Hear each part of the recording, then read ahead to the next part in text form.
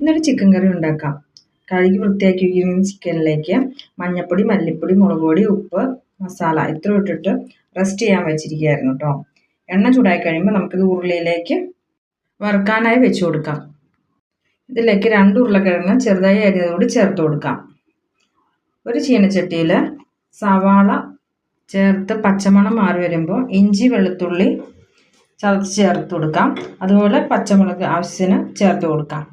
മല്ലിപ്പൊടി, മഞ്ഞൾപ്പൊടി, മുളക് പൊടി ഇവ ചേർത്ത് തക്കാളിയും ചേർത്ത് വഴണ്ട് വരുമ്പോൾ ചിക്കൻ മസാലയും ചേർക്കാവുന്നതാണ്. ഇത് നല്ലപോലെ വഴണ്ട് കഴിയുമ്പോൾ നമുക്ക് വറുത്ത് വെച്ചിരിക്കുന്ന ചിക്കനിലേക്ക് ചേർത്ത് ആവശ്യത്തിന് വെള്ളവും ഒഴിച്ച് ചിക്കൻ കറി റെഡിയാക്കാം. സവാള ഈസി ആയിട്ട് വഴണ്ട് വരാൻ വേണ്ടി ഞാൻ ഉപ്പ് ചേർത്തിരുന്നു കേട്ടോ. അപ്പം നമ്മുടെ ഈസി ചിക്കൻ കറി റെഡിയായി. ചപ്പാത്തി, അപ്പം, പുട്ട്, ചോറ് ഇതിനെല്ലാം ഈ കറി കിടുമായിരിക്കും. അപ്പോൾ ഇന്നത്തെ വീഡിയോ ഇത്രയേ ഉള്ളൂ. See you.